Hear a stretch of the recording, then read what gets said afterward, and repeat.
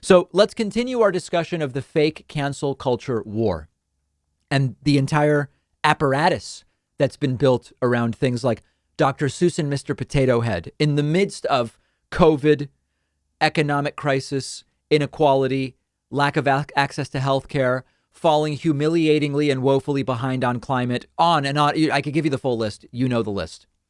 Dr. Seuss and Mr. Potato Head are what we are hearing about in right-wing media.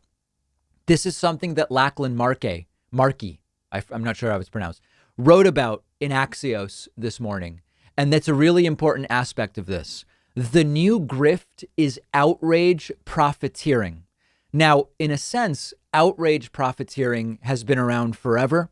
The idea of if it bleeds, it leads is sort of a nod to outrage profiteering.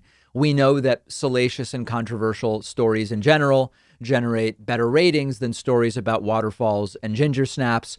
I don't pretend this doesn't apply to the David Pakman show. If my show was all about, random good news, a charity built 10 toilets in some country this week, we'd be out of business by now. Like, I completely recognize that what makes many shows compelling is you point to problems, you point to injustices, you propose solutions.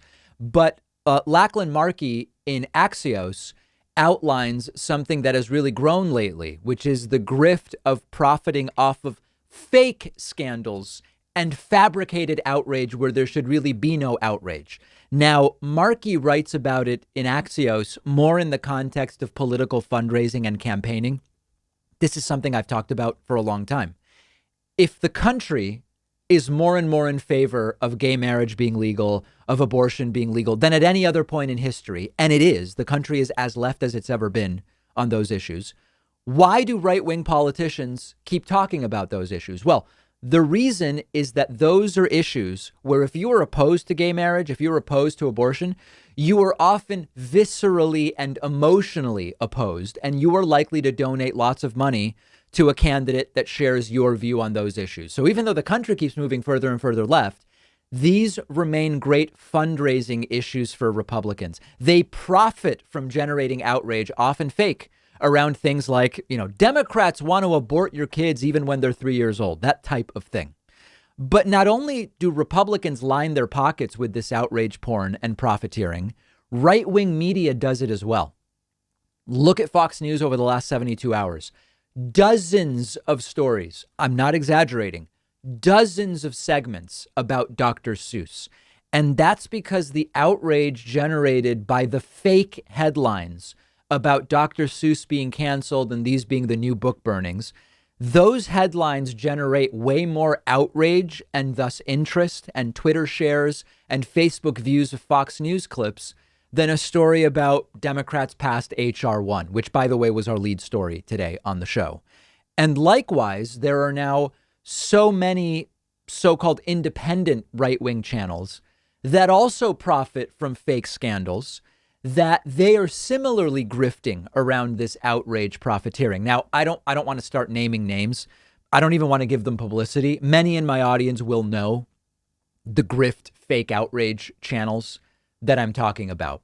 But this is the new grift, and we shouldn't expect it to go away for as long as it's profitable. Now, should our goal be to make it less profitable? Well, you know what? If we fix the problems we have in this country, the outrage grifting will become less profitable. And what I mean by that is when we look at how fake stories spread, they spread because they are weaponized and targeted to uninformed people who don't know any better and lack media literacy skills with which they would say this. It would be humiliating for me to share this. Many people I went to high school with don't seem to have this ability. You should see what I'm seeing on my Facebook page. But people, if they were more educated and better equipped with media literacy skills, they would never share lots of the stuff that catches fire on social media because people would say, this is obviously fake. I'm not going to share it. So I don't know that the goal, the primary goal is not let's make outrage profiteering less profitable. The goal should be let's fix education, let's teach epistemology, media literacy, and give people tools which will naturally make this sort of outrage profiteering less profitable.